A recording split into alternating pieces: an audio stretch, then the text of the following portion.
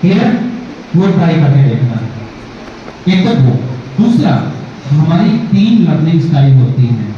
एक होती है ऑडिटरी, एक होता है विजुअल, एक होता है काइनेस्थेटिक। ऑडिटरी का मतलब है कुछ बच्चे ऐसे हैं जो जन्मजात बोल बोल के याद करने वाले बच्चे होते हैं।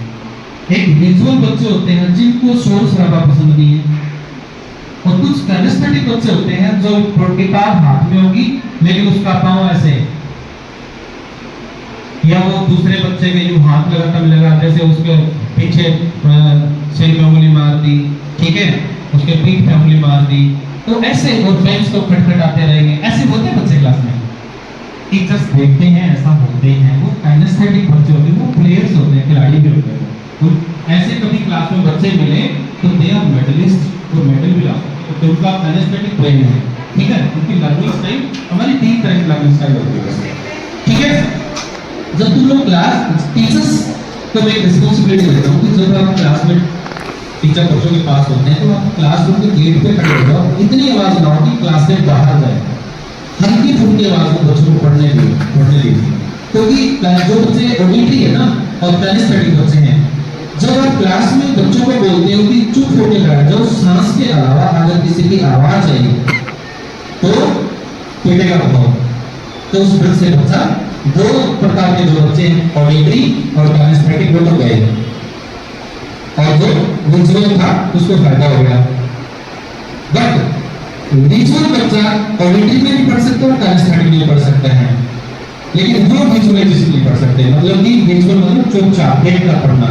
तो हम ट्राई कराकर थोड़ी हल्की फुल्की फुटनाट में बच्चा पढ़ता रहे, कोई इशू नहीं है। उनकी आप परसेंटेज निकाल के देखो, एक दिन बिल्कुल चुप करा के पढ़ाओ, एक दिन मैंने जो बताया वो नजर बना के देखो, तो आप लोगों को उस दिन रेशियो निकाल के देखना कितने बच्चों को याद हो रहा है। मैं गारंटी देता हूँ 90% बच्चों को याद हो रहा है। एक तो ये, दूसरा इसमें 2 उनका टीचर ट्रेनिंग प्रोग्राम रहता है, जो जापान के अंदर टीचर होते हैं वो कैसे पढ़ाते हैं बच्चों को, कैसे तैयार करते हैं। हम ये टेक्निक आपके पूरे स्टाफ को देना चाहते हैं ताकि हमें दोबारा यहाँ आना पड़े, क्योंकि आप लोग को यहाँ पढ़ाते ही है। तो हर साल 10 दिन का ट्रेनिंग प्रोग्राम बच्चों को जरूर लेना, और आप अपने रिजल्ट को चेक करना और आप अपने बच्चों के नीट और क्वालिटी के रिजल्ट्स को चेक करना। मैं इससे बेखाती वाकिफ हूँ।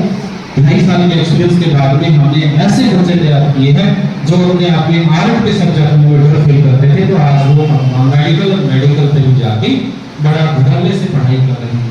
और ये सारी की सारी चीज हमारे जापान से हमने यहाँ से लेके आने में बहुत एफर्ट्स किए हैं, और इन सब चीजों की ब्रेन इंजीनियरिंग की, ब्रेन टेक्नो एजुकेशन की नीड हर घर में हर बच्चे को नीड है। और मैं शुक्रगुजार हूँ हाली स्कूल के डायरेक्टर संजीव शिंगला जी और रवीन जी, पूरे स्टाफ जो इतना ध्यान से टकटकी लगा के आपने हमें सुना। और ये जो एजुकेशन आपको हमने बताई है, ये आपकी एकेडमिक एजुकेशन को इम्प्रूव करने का एक सबसे बेस्ट जरिया है, जो कि 1 साल में केवल 10 दिन की ट्रेनिंग करानी बच्चे को कंपलसरी है। वैसे तो ये परमानेंट सोल्यूशन कर देती है बच्चे को, लेकिन फिर भी कोई नए बच्चे एडमिशन में आते हैं तो वो बच्चे शायद हमने इनको ट्रेनिंग नहीं कराया तो अगले साल वो भी कर लेंगे, इसलिए हम टीचर्स को ट्रेन करके जाते हैं स्कूल में।